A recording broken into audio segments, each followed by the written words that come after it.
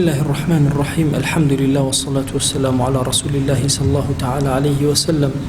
كتاب أذكار إمام النووي كالكتاب زور نايابا كان كأمل خزمتي أبين ديار باسي ذكر كان منظور كردو قيشتن تباسي أعوذ بالله من الشيطان الرجيم لنويجا دعاء أوي كباسي دعاء توجه من كر إنسان وجه توجه شون أخياني لنويجا وشن أذكار هاتو كإنسان بيان خياني كبيانوتي دعاء الاستفتاح سرتا دەست پێکردن لە نوێژەکانە کۆمەڵی ئەدعیەی تایبەتی هەیە و فەرمایشتی زۆر لەسەر هاتووە. ئێمە ئێستا هاتووین سەر باب التعوذ بعد دعاء الاستفتاح. دوای ئەوەی دعای استفتاح کرد پێویستە أعوذ بالله من الشيطان الرجيم لە نوێژەکەتا بکەی. ئەفەرمێ اعلم إمام النووي ئەفەرمێ بزانە أن التعوذ بعد دعاء الاستفتاح سنة بالاتفاق. باتفاق هەموو زانایان أعوذ بالله لدواي دعاء استفتاح وجهتوە چیەوە بریتیە لە سنة، وهو مقدمة للقراءة. أما السرتايك بو خندني قرآن كخواي قول القرآن فرميتي فإذا قرأت القرآن فاستعذ بالله من الشيطان الرجيم. أجر هاتو دسكر بقرآن خندن أعوذ بالله من الشيطان الرجيم بك. معناه عند جماهير العلماء إذا أردت القراءة فاستعذ وست قرآن بخواني أعوذ بالله بك، لا كيا وست بخواني أعوذ بالله بك. واعلم أن اللفظ المختار في التعوذ أعوذ بالله من الشيطان الرجيم. شي كلمة يبلين على باشترين كلمة هالبجرة أو يبلي أعوذ بالله من الشيطان الرجيم.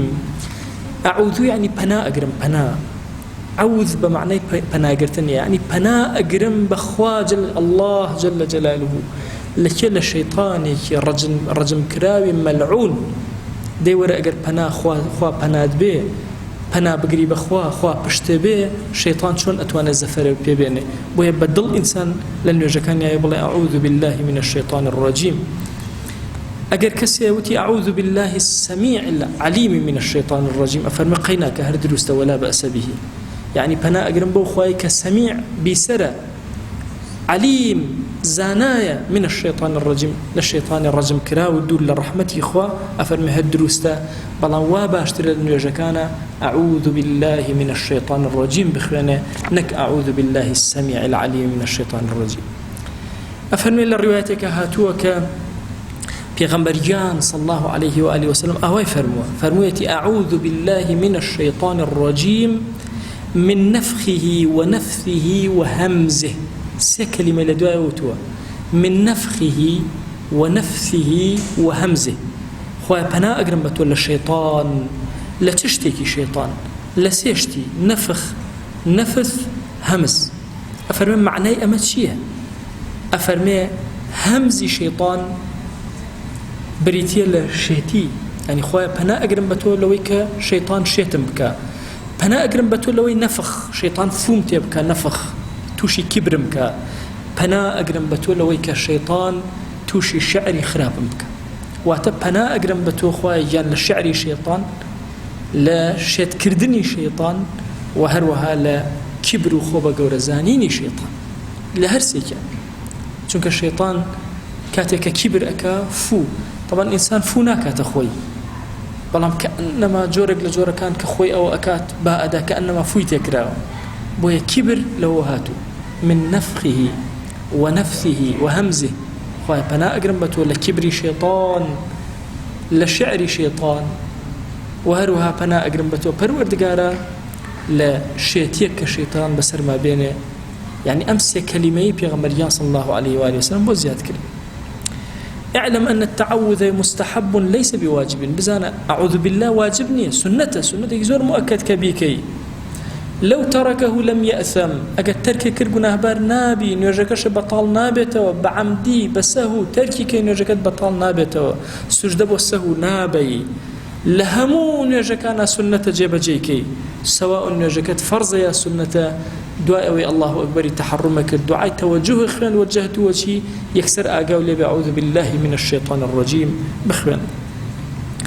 لن يجي جنازة درسي بيشو باسمان كر دعاء استفتاح سنة نية بلي وجهت وجهي أو سنة نية. أعوذ بالله من الشيطان الرجيم سنة لن يجي مردوشة أو أعوذ بالله سنة كوابيكيت أو كسيك الدروي نيجي قرآن أخواني هر سنة وهي أعوذ بالله من الشيطان الرجيم بخواني إن جادسك بقراءة قرآن.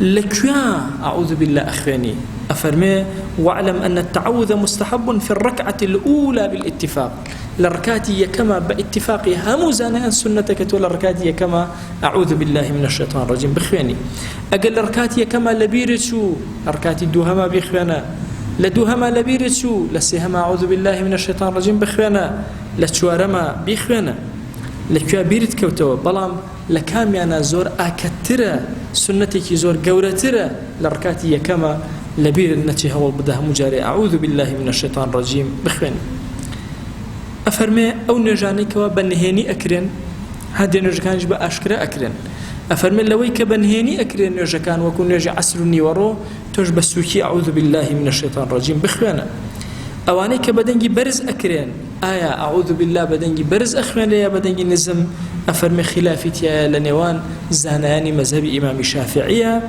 هنديك يا فرمي أنا بدنجي سوق لو أخوان ري هنديك فرمي أنا بدنجي برز إمام الشافعي دو قصي هي أفرمي وكو يقوايا بدنجي برز بخوان أعوذ بالله بدنجي سوق هر دروستا أفرمي أولا إمامي شافعي آوى فرموه دو همين لإملاء إمام فرمويتي سنة دوايا بدنجي برز بخواني نصك شي لإملاء وهاتوا ومنهم من قال فيه قولان هندك لزاناني مزفر من دوشد يا بدنجي برز إخواني أبو حامد إسفرايني إمامي أصحابي مذهب إمام الشافعي العراق صاحبكي هاولكي محاملي وغيري أوانها مفرميانا دنج برز كرا ولا كاتين يرجكتا كاتي أعوذ بالله تكرد وهو الذي كان يفعله أبو هريرة رضي الله تعالى عنه أبو هريرة أقر بيجن يجيبه خلق كردا أعوذ بالله كيف دنج برز أخوان ابن عمر رضا ورحمة خوالي بعبد الله كرو عمر أقر بيجن يجيب كردا يبو خلق أعوذ بالله كيف دنج نزم أخوان